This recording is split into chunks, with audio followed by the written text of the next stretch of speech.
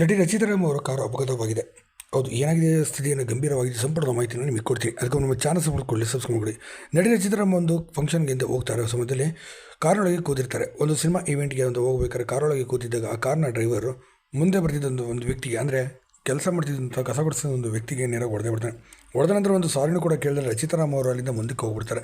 ಅದರ ಗಮನದಲ್ಲಿ ಇತ್ತೋ ಇಲ್ವೋ ಗೊತ್ತಿಲ್ಲ, ಆದರೆ ಸೋಷಿಯಲ್ ಮೀಡಿಯಾ ಸಿಕ್ಕಾಪಟ್ಟೆ ವಿಡಿಯೋ ವೈರಲ್ ಆಯಿತು.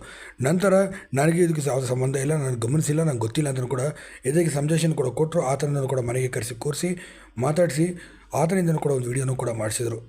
ನನಗೆ ಸಹಾಯ ಮಾಡಿದ್ದಾರೆ, ನನಗೆ ಸ್ವಲ್ಪ ಕೈ ಏಟಾಗಿತ್ತು ಅಷ್ಟೇ ಅಂತಲೂ ಕೂಡ ಆತನು ಕೂಡ ಹೇಳಿದ್ದಾರೆ.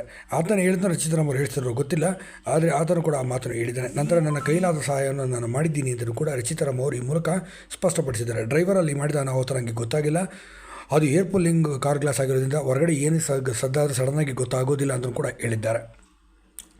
ಇನ್ನು ಇವರು ರೇಂಜ್ ರೋವರ್ ಕಾರಲ್ಲಿ ಹೋಗಬೇಕಾದ್ರೆ ಈ ಮಾತನ್ನು ಕೇಳಿದಂಥ ಇನ್ನು ಅಭಿಮಾನಿಗಳು ಇತ್ತೀಚೆಗೆ ರಚಿತಾರಾಮ್ ಅವರಿಗೆ ಹೀರೋಯಿನ್ ಆದ ತಕ್ಷಣವೇ ನೆಲದ ಮೇಲೆ ನಡ್ಕೊಂಡು ಹೋಗೋ ಜನನೇ ಕಾಣ್ತಿಲ್ಲ ಅಂತ.